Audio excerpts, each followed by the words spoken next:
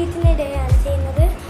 അപ്പോൾ നമുക്ക് സമയം കാണാണ്ടാണ് നേരെ വീഡിയോ ഒക്കെ പോകുന്നതിന് മുമ്പ് എൻ്റെ ചാനൽ സബ്സ്ക്രൈബ് ചെയ്യാത്തവരുണ്ടെങ്കിൽ പ്ലീസ് സബ്സ്ക്രൈബ് ചെയ്യുക. ഈ വെക്കേഷൻ കഴിയുന്നതിന് മുമ്പെങ്കിലും നമുക്ക് 100 അടിക്കണം, അല്ലെ 70 എങ്കിലും അടിച്ചാൽ മതി ഗൈസ്. അപ്പം 100 അടിക്കണം. അപ്പം നമുക്ക് നേരെ വീട്ടിൽ പോവാം.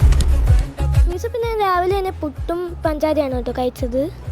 നിങ്ങളിപ്പോൾ വിചാരിക്കുന്നുണ്ടോ എനിക്ക് എപ്പോഴും പുട്ടേ ഉള്ളെന്ന്.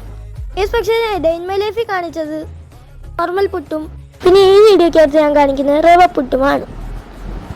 ഏകദേശം 12 മണിയൊക്കെ ആയപ്പോൾ ഞാനാണെങ്കിൽ മാങ്ങയും ഉപ്പും പിന്നെ മാങ്ങയും ഉപ്പും കൂടെയും വെണ്ണയും കൂടെ മിക്സ് ആക്കി കഴിച്ചു. അടിപൊളിയായിരുന്നു.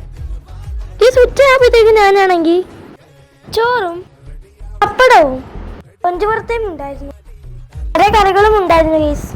പക്ഷെ ഞാൻ അതായിരുന്നു കഴിച്ചത്. അത് കഴിഞ്ഞിട്ട് ഞാൻ ബൂസ്റ്റ് കഴിച്ചു. ബൂസ്റ്റ് അടിപൊളിയായിരുന്നു, എൻ്റെ ഫേവറേറ്റ് ആണ് കേട്ടോ ബൂസ്റ്റ്.